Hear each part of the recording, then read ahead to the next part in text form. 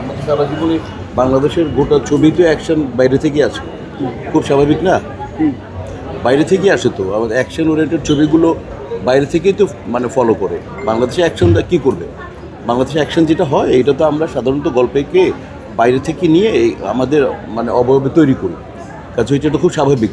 কিন্তু আগে তো দেখছো এটা তো অ্যাকশন তো সাউথেরই হয়, সাউথকে বম্বে ফলো করে, কলকাতা ফলো করে, আমরা ফলো করতে দোষ কী?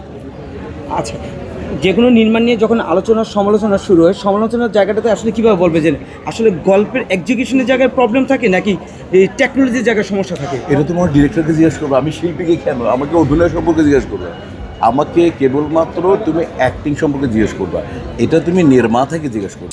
সব মশার বিরুদ্ধে সুরক্ষা দিতে এলো বসুন্ধরা এক্সট্রিম অ্যারোসল, মশার বিরুদ্ধে এক্সট্রিম সুরক্ষা।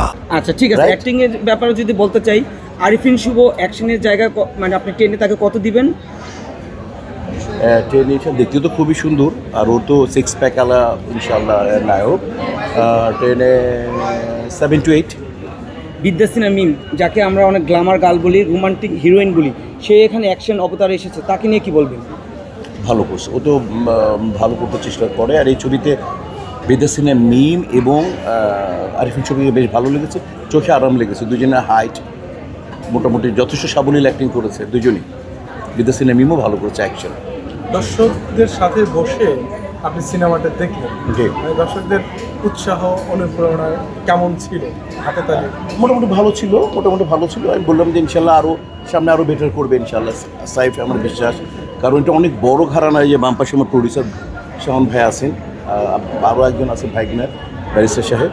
তো যথেষ্ট ভালো, এরা অসম্ভব ভালো একজন প্রডিউসার, উনি অসম্ভব ভালো।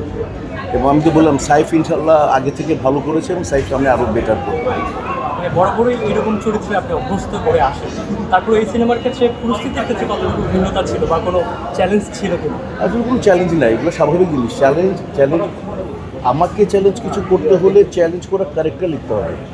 তো ক্যারেক্টার যখন চ্যালেঞ্জ করা যখন ক্যারেক্টার হবে তখনই চ্যালেঞ্জ।